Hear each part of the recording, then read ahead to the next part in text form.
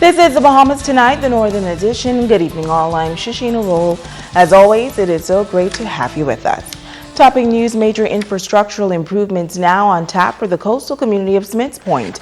A multi-million-dollar contract was signed today. The nation's leader and the Deputy Prime Minister both on island for the event. Sean Davis-Roll has this report.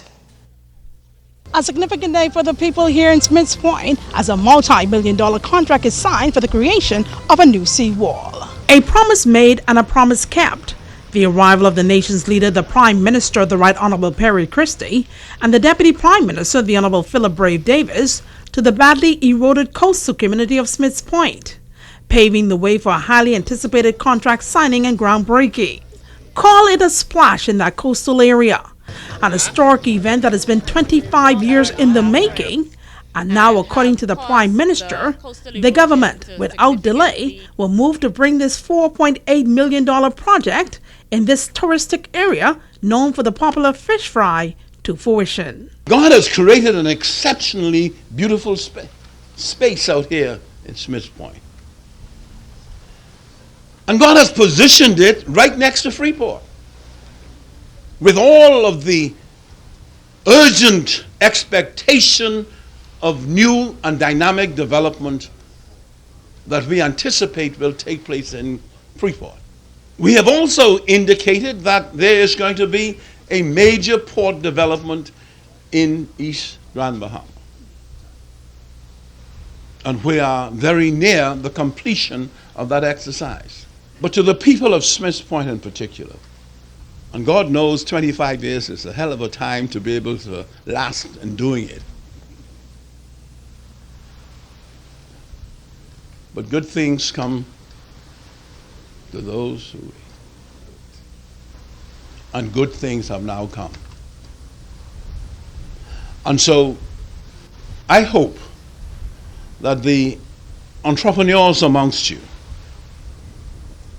would see the exciting possibilities that this day is now heralding, and that instead of seeing it just as a concrete wall, you'll see it as opening up new opportunities for you. Outlining the scope of work during the auspicious occasion was the Deputy Prime Minister and Minister of Works and Urban Development, the Honorable Philip Davis. A reinforced 1,730 feet concrete seawall with pile foundations will be constructed. A 5 feet wide concrete sidewalk will line the carriageway side of the seawall. There will be a provision for a ramp and steps to the beach. Wall toe erosion protection will be offered in the form of DuraGuard gabion baskets. The highway will be reinstated and repaired. Provisions will also be made for road drainage and street lighting to this area. All of these works are expected to be completed in 26 weeks. Member of Parliament for East Grand Bahama Peter Turnquest endorsing the efforts of the Christie administration as he commended the government for making this project a reality. The government is to be congratulated for having the fortitude and the commitment to the people here in Smiths Point and Grand Bahama to see this project through to completion. Joan Davis-Roll, ZNS Network News. Well, Grand Bahama hosting a big medical conference this weekend. Some of the world's top medical professionals are on island discussing new trends in medicine. This event comes as Grand Bahama is attempting to heighten its profile as a medical tourism destination. Megan Shepard reports.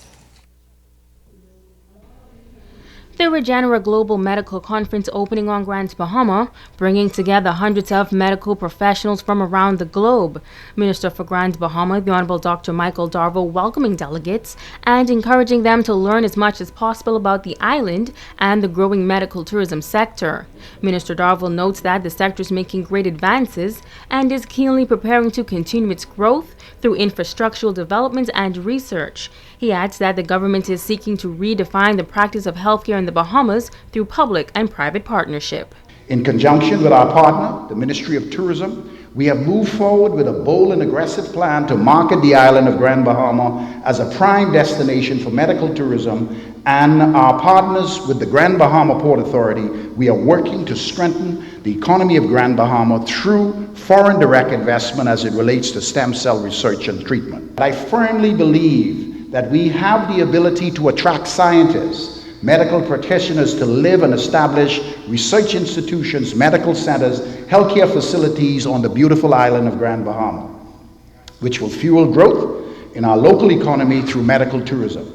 The Grand Bahama Port Authority is a primary sponsor of the conference, and the company's president, Ian Roll, says that this is an excellent opportunity for the island to capitalize on this niche market. He notes that persons are willing to travel for medical procedures, and the island must define itself as a premier destination. GBPA understands, as it did in the beginning, that by virtue of Grand Bahama's location, its superior infrastructure, and superb quality of life, we have the ability to attract the best medical facilities, learning and research institutions to produce groundbreaking innovations through educational advancement in both research and clinical application. President of Regenerative Global, Dr. Luis Martinez, says that the country shows a very strong interest in advancing the field. Scientists, physicians, and others in the sector will hear from experts from around the world and discuss new best practices. Government's interest and commitment to really developing medical tourism, and you already have here some centers of excellence that are operating and receiving patients, and there's so much growth here. There's so much interest, so many new companies are trying to come over, provide their services, and again, they're working very hard to make this happen. The conference taking place at the Grand Lucayan Resort and concludes June 25th. Megan Shepard, ZNS Network News. Now, prior to today's conference opening, the visiting medical experts were taken on a tour of the Okeano Center on the Mall Drive. There, they were able to discuss the conference agenda and the current state of the stem cell industry. Cleopatra Murphy has the details. Leading professionals in the field of regenerative medicine mixed and mingled Thursday evening ahead of the three-day Regenerative Global 2016 conference being held at the Grand Lucayan Convention Center. During an open house held at Okeano Cell Therapy, visitors also toured the facility that provides stem cell therapy for people with degenerative diseases. Company CEO Matthew Feshbach provides insight into the evening. We have doctors and stem cell researchers from all over the world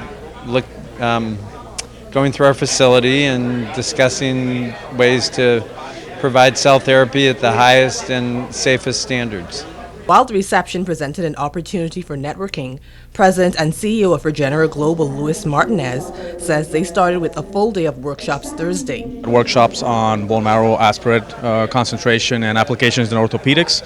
We had a certification course on telomere biology and applications for clinicians.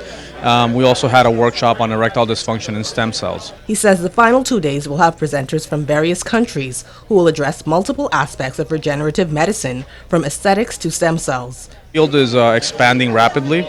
Technologies are increasing in complexity, and we are definitely, Regenerative Global is keeping up to date and providing this sort of conference for attendees. Martinez says there are innovations taking place in the industry, particularly with regards to aging. We're seeing a possibility of having some telomere-driven gene therapies within the next 2 years that could combat Alzheimer's and aging in general.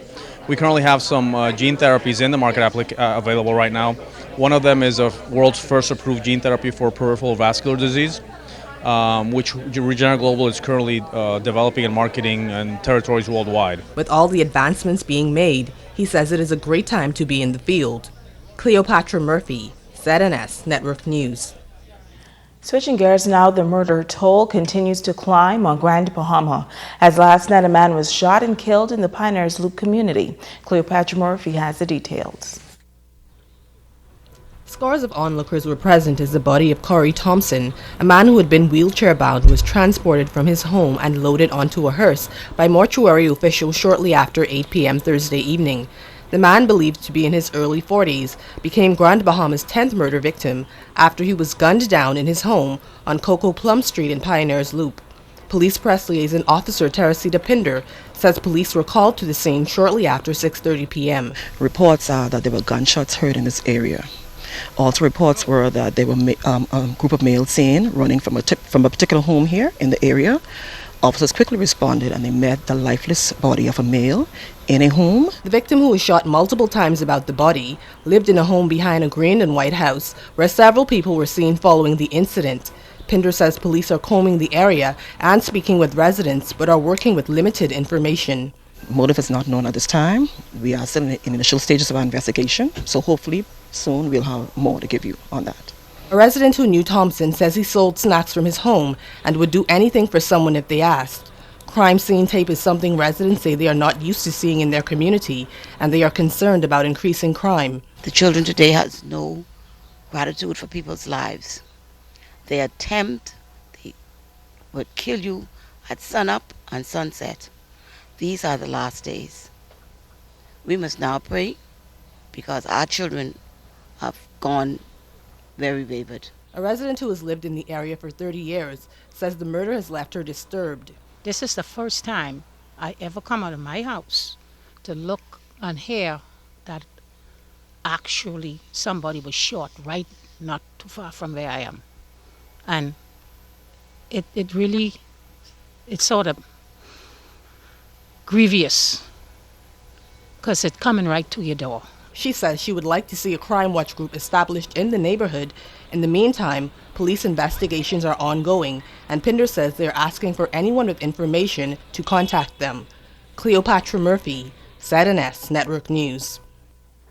Now, a short time later, police were called to investigate another shooting, this time in the area on Murchison Drive incident. Police tell us that shortly after 10 p.m. a male reported that while walking through a track road in Murchison Drive, he heard gunshots and discovered he was shot to the leg. He was transported to hospital in a private vehicle where his injuries are said to be non-life-threatening. Police are actively investigating, and anyone with any information that can assist the police in this investigation, you're asked to contact the Central Detective Unit office at telephone numbers 350-3107 through 12, 911-919, or your nearest police station. Stay with us. The Bahamas Tonight, the Northern Edition, continues right after this.